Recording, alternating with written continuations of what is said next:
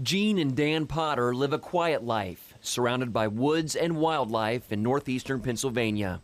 It's a stark contrast to 10 years ago living in a Manhattan apartment just a few blocks from the World Trade Center. Jean worked on the 81st floor of the first tower hit on the morning of 9/11. All of a sudden, this massive explosion rocked the building, and we literally swayed from side to side.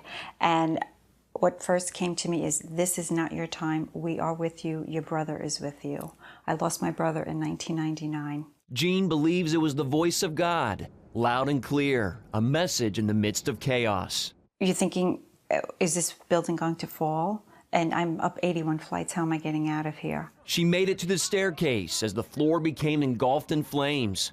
My heart was palpitating a mile a minute as I was going down the staircase. And what also came to me is, you and Dan will be blessed with a beautiful life. You will go north. And I saw like green trees. This is all while this is happening, and I'm in a very nervous state. But the messages were coming in. Jean believes God was reassuring her and prodding her to keep moving down the staircase. In the 20s, we start seeing firemen, which gave us all a sense of relief.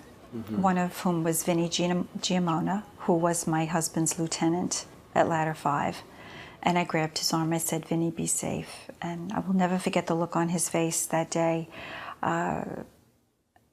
It would have been his 40th birthday. And he left behind a wife and 4 children, 4 little girls who are now grown, but I will never forget the look on his face. Lieutenant Vinnie Giamona was one of 343 New York firefighters who died that dark day. Jean's husband, Dan, a firefighter at the time, knew 60 of them. When the terrorists struck, he was on Staten Island, but quickly raced to Manhattan to make sure Jean was safe, not knowing that she made it out of the North Tower before it collapsed.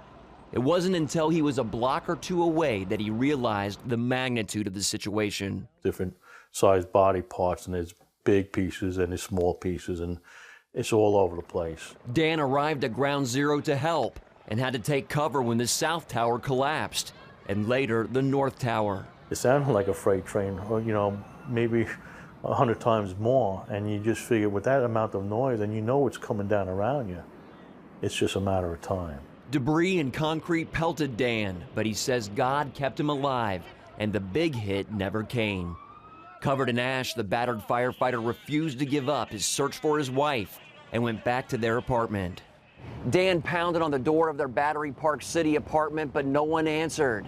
It was then he thought that he had lost Jean. The overwhelmed firefighter left the building and sat on this bench and prayed. It was at that moment an Associated Press photographer snapped a photo of him, a photo that would be seen around the world. I'm praying. I'm praying to Jesus. I'm praying for clarity. Just what do you want me to do? What should I do? Dan believes Jesus directed him to go back to the apartment. It was there the phone rang. His father was crying and called to check on Dan. He also told Dan where Jean was, and Dan was on his way. And I saw her, standing there, and she's all upset, and she looked at me kind of wide-eyed, like, what are you doing here like that? And he walks in his bunker gear, covered, and his eyes were blood red. There was just blood in his eyes. And I said, "Where were you?" He said, "You don't want to know." And we hugged. It was just unbelievable. We are so grateful for what Jesus has done in our life. Jean chronicles the couple's amazing story of survival in a new book, By the Grace of God, a 9/11 survivor's story of love, hope, and healing. He was with all of us that day, and I don't want people to think that like we were so special because we were saved. I mean, it wasn't our time, and he was with those who were passing over, and it's just a great privilege to speak about him. Life has been tough at times over the last 10 years. The Potters have dealt with post-traumatic stress disorder, and Dan had to retire as a firefighter because of the injuries he suffered on 9/11. Yet, in spite of the attacks and the difficulties that have followed, the faith of Jean and Dan remains strong, and they hope those who read and hear their story will also trust in God. God is a loving God.